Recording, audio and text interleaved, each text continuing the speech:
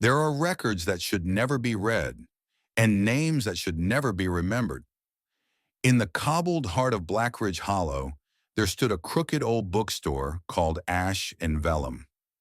Most passers-by barely noticed it, the way one forgets a dream just after waking. Its cracked windows and soot-covered bricks made it look abandoned until you stepped inside. It was in this forgotten place that Henry Vale, a retired ghost hunter, had spent the last of his days, not chasing spirits but cataloging them. Behind the counter, buried beneath layers of dust, lay his most infamous possession, a black, leather-bound ledger, a book no one dared open. They said it whispered when the wind blew, that its pages turned on their own, and that it had teeth, not metaphorically, but literally. A subtle row of jagged slits across the edges, like a closed mouth, waiting. The ledger contained names, names of ghosts, names of the dead that Henry had encountered and defeated. But unlike other hunters who banished spirits into nothingness, Henry made a pact with them. He didn't destroy them, he stored them. Each entry began the same way. Name, redacted location, sealed, status, bound. Conditions. Do not speak the name aloud. Do not return to the place. Do not read past this line.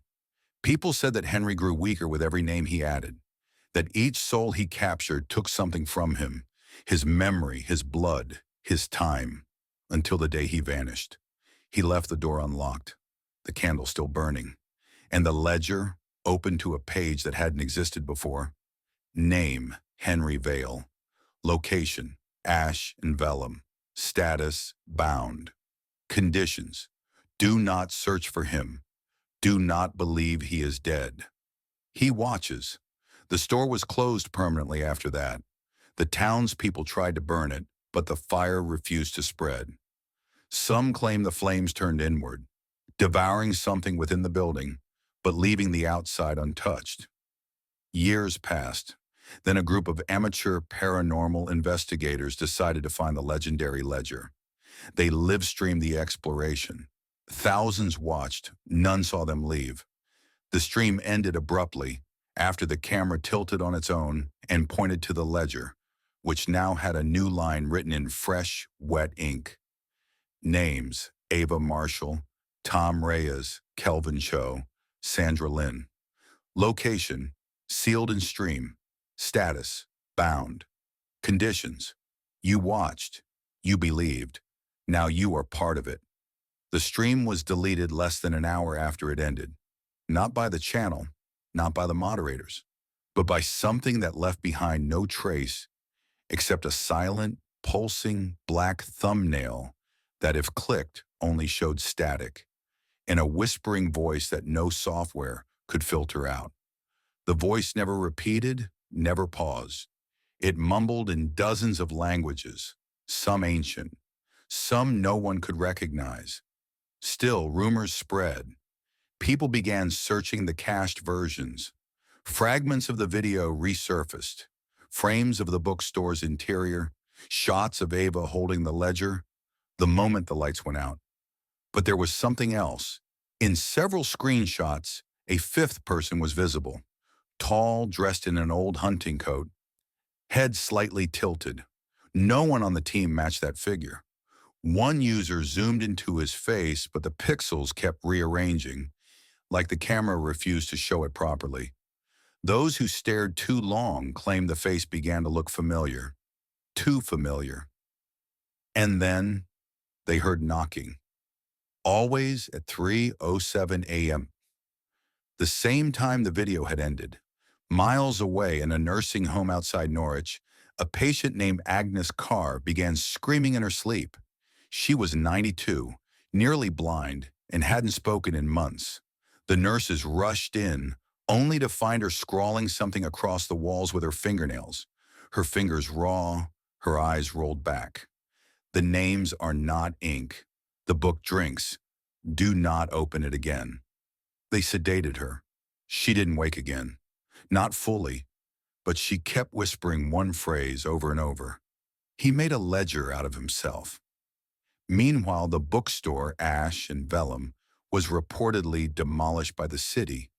At least that's what the official records claim. But local residents still saw it, still heard it. They walked past where it had once stood, but on foggy mornings, a silhouette would appear. A narrow building with crooked windows, flickering candlelight, and that same decaying door. If you listened carefully, you could hear the sound of pages turning and the scratch of a quill. Several dared to enter. None returned. Only the ledger did. It always found its way back, left in strange places. On subway benches, on church pews, inside school lockers, or unmarked packages on doorsteps. Each time it opened to a new page, with new names, with new watchers, and always a blank line waiting to be filled. They say the ledger calls to people, not with sound but memory, a dream, a smell, a phrase you haven't heard since childhood, spoken by a voice you forgot you once knew. Those marked by the book don't know they've been chosen until they begin to forget things. Small things at first, a birthday, a neighbor's name, where you parked your car. Then it gets worse. Names vanish from photographs, faces blur in real time, mirrors stop reflecting you properly, delayed by seconds or showing something you haven't done yet. That's what happened to Michael Ashcroft. A professor of folklore and paranormal theology, he had laughed when he first read the online legend of the ledger, called it internet-age campfire fiction. But when a student anonymously left a copy of a scanned page in his office, things began to unravel. The page was cold to the touch. The ink shimmered faintly as though still wet, and at the bottom it read, Michael Ashcroft, bound. The power went out that night. His lecture recordings from the following week showed only static when he spoke, though students swore he had given full lectures. Audio transcribers heard only the sound of turning pages, and his shadow stayed behind even after he left the room. On the 15th day, Michael locked himself in his office and set up a camera. He left it recording overnight. At 3:07 a.m., the footage turned black, and then slowly faded back in. Michael was no longer on screen, but someone was sitting in his chair, dressed in the same coat as the figure from the Ghost Hunters live stream. Head tilted, hands folded, and in front of them, the ledger, open, its pages flipping violently as if caught in an invisible storm. Then it stopped, settled, and a new page wrote itself. Ashcroft Building, Lecture Room B12. Status, sealed. Condition, whoever watches becomes indexable. That video was uploaded anonymously to a forum. Watched 19,000 times before it was taken down. And in every corner of the world, 19,000 people began to forget their own names. Now, somewhere in a dark library in Prague, a pale librarian known only as Eva tends to a locked glass case. Inside it, the original ledger sits, its cover occasionally twitching, as though something inside is still alive. She doesn't touch it anymore. Not since the night she read a page that didn't exist before, a page with your name on it, and beside it the words, "You've read enough now. It sees you. Don't look behind you." The ledger did not begin with Henry Vale. That's what the archivists at the Black Archive discovered when they decrypted fragments of a medieval manuscript unearthed in a collapsed monastery near Mont Saint-Michel. The language was archaic, a twisted blend of Latin, Old French, and something older. Something serpentine in structure. It described a book known as Vinculum Noctis, the binding of night. It had no known author, only recorders, and each recorder had vanished in the same way.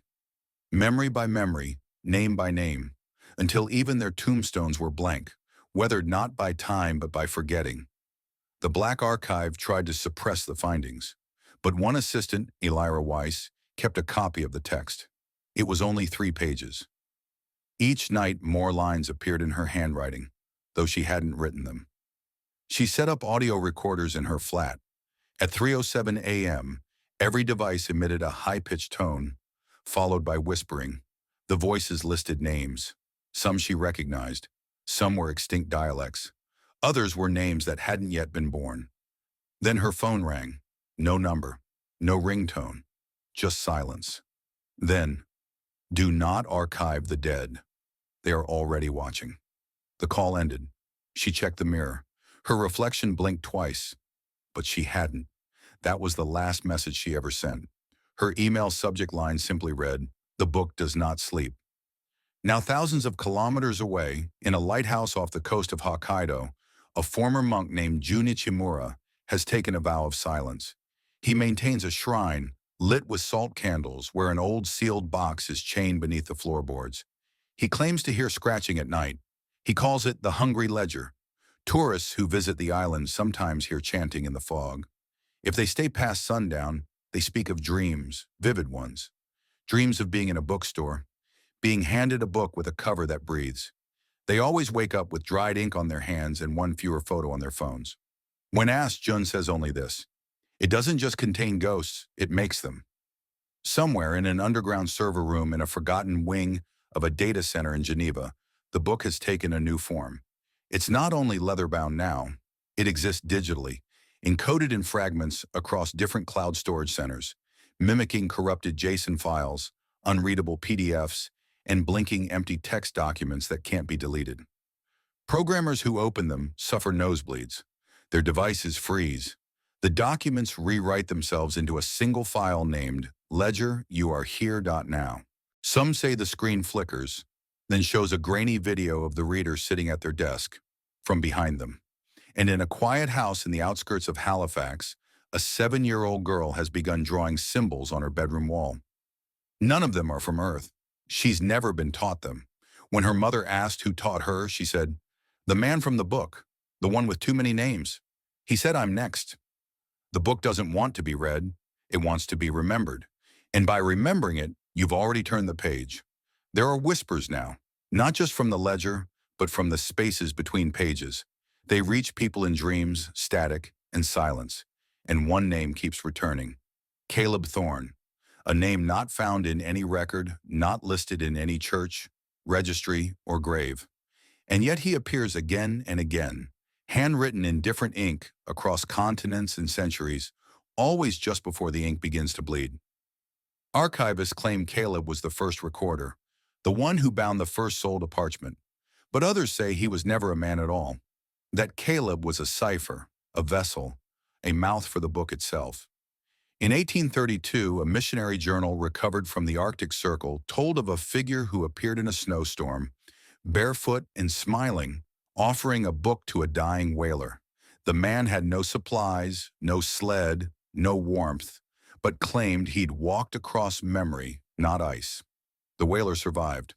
The others vanished. And inside his cabin, scratched into the frost-covered windowpane, were words written backwards. "Do not name Caleb. He is already in your mouth." In present day, a journalist named Rowan Fields began researching mass disappearances linked by obscure references to ledger anomalies. She traced them through police files, ghost forms, and psychiatric reports, all with one common thread. Participants dreamed of writing. Not reading, not seeing, writing. She eventually discovered a strange building in Lisbon, windowless without address, where people claim they left with their hands aching. Inside, she found a chair, a table, a quill, and a notebook. Not the ledger, but a replica. One she would come to realize was meant for her. She didn't remember writing in it, but the next morning the first line appeared. Name: Rowan Fields. Role: transcriber. Status: in process. Condition: let the ink choose. That night she called a friend in panic. Her voice was barely audible, but 3 words came through clearly. He's behind language. Then static. Then scratching. She hasn't been heard from since. In Venice, during low tide, a submerged bell tower revealed an iron safe lodged between coral and bone. Inside, vellum pages, still dry, each marked with a red handprint. The final page was unfinished. One sentence, waiting. When the reader remembers their own forgetting, and then the ink stops. Those who stare at that sentence claim they begin to recall events that never happened. Lifetimes in forgotten cities, conversations with people who don't exist. The feeling of having written the ledger before it was ever found. Some scream, some weep. Some begin to write.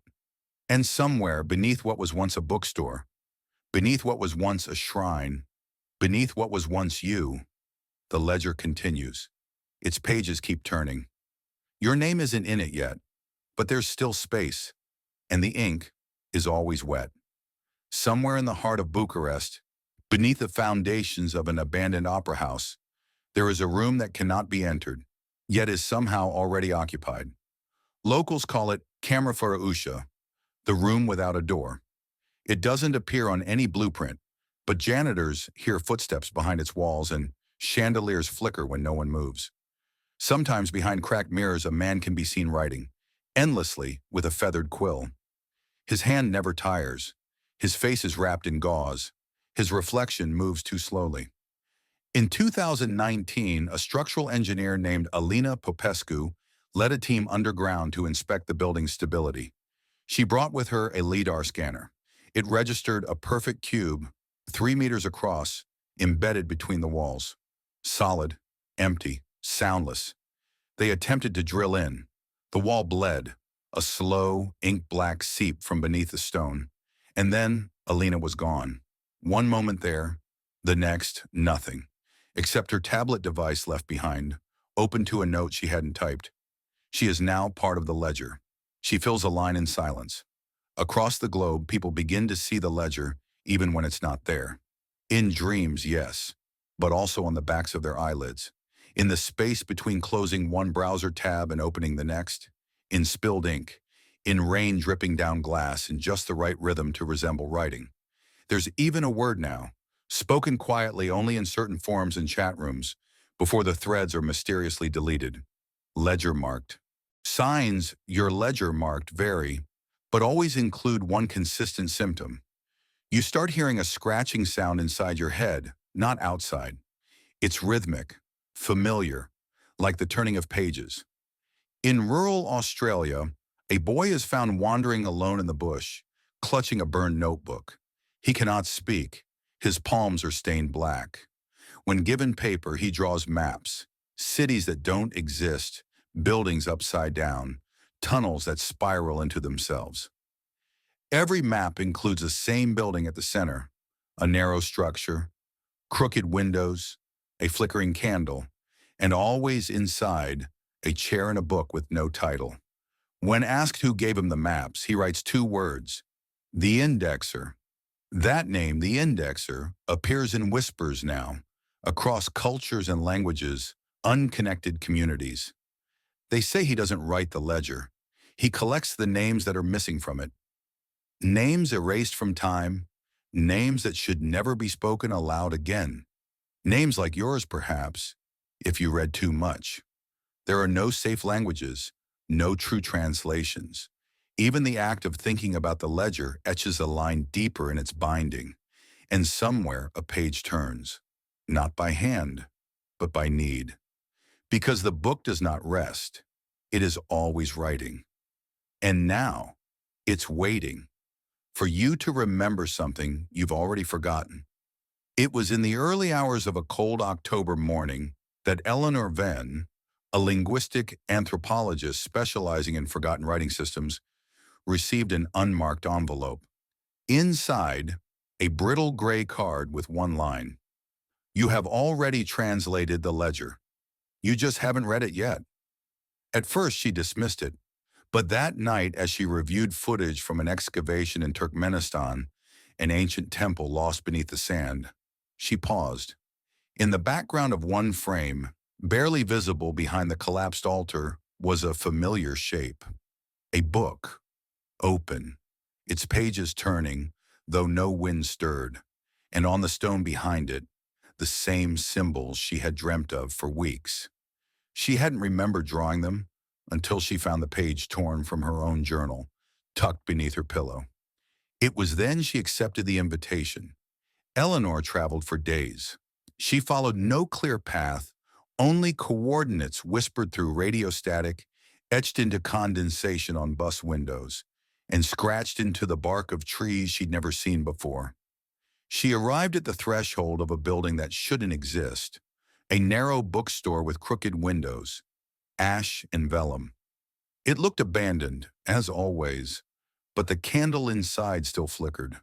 She entered. There was no dust, no sound, just the quiet pressure of time folding around her. And there on the center table sat the ledger. It opened for her, pages unfurled like a dying bird's wings, names spilled outward, names of the lost, the forgotten, the never born, and among them, hers, name, Eleanor Venn. Role, final witness condition. If you read this far, you will understand what comes next. She touched the page. The ink bled upward, coiling around her fingers. But it did not hurt. It remembered. She saw everything. Caleb Thorne, walking backward through burned cities. The child in Halifax, drawing galaxies that had never formed. Junichimura, sealing his shrine with salt made from the weeping of ghosts.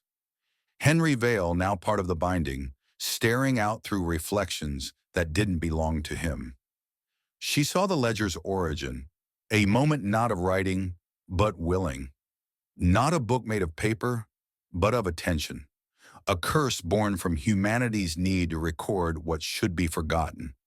And she saw its weakness, closure.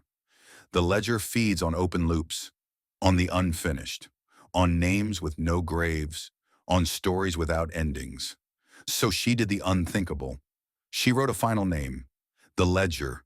She closed the book, and it screamed, not aloud but across timelines, across echoes, across mirrors and code and memory. It resisted. Pages curled.